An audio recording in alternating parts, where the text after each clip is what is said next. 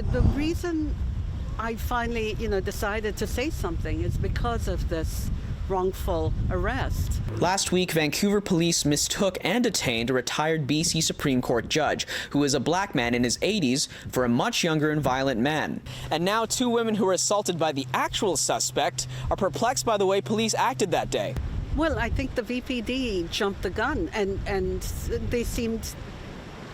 it almost seemed predestined that they would do that. Fatima Jaffer and her friend Maya Veek weren't there to see when retired BC Supreme Court Justice Selwyn Romilly was mistakenly cuffed by Vancouver Police. But they were here on the seawall when the actual suspect took a swing at Jaffer. And somehow he just kind of went off and came right at us and right onto me and swiped. And I leaned back and jumped into Maya. And he missed. And Maya screamed at that point because she was so shocked that I jumped into her. Jaffer describes the attacker as quite disturbed and that he was speaking gibberish. After the man jumped at a woman on a bench, Jaffer started recording this video and he left the scene. Yeah, and me too. At this point, a well-known community member named Kentish, who often tends to these flowers on the seawall, goes after the attacker to make sure they wouldn't hurt anyone. What disturbed me the most was, though, that Kentish had gone after him. And I didn't want Kentish hurt because he's a black man and I don't trust the cops when it comes to black people. The 2 decide not to call the police, but on their way home, Jaffer spoke with a VPD officer at English Bay, explicitly telling them it was not a black man they should be looking for.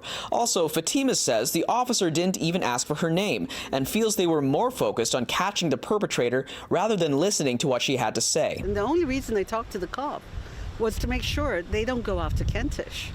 So I was absolutely shocked that night when I read on Facebook that a justice, a black man who we are familiar with on the seawall, was wrongfully arrested instead. I don't understand what triggered them other than his skin color to arrest Justice Romilly. In a statement, VPD Sergeant Steve Addison says in part, retired Justice Romilly matched the description provided to officers, a dark-skinned man, 40 to 50 years old with a shaved head, dark pants, jacket, and red shirt, but that it quickly became clear he was not the suspect. He adds, there were a number of callers on this case, as well as people flagging down officers as they were doing their patrols. As you can imagine, it was a dynamic situation with lots of information coming in real time from various sources. The suspect was arrested and taken to jail, but since any witnesses or victims were unavailable or had declined to provide statements, no charges can presently be recommended to Crown Counsel.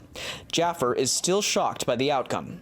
It wasn't just that I was assaulted, it was also that I had talked to the police and told them they knew better. In Vancouver, Kier, Junos, City News.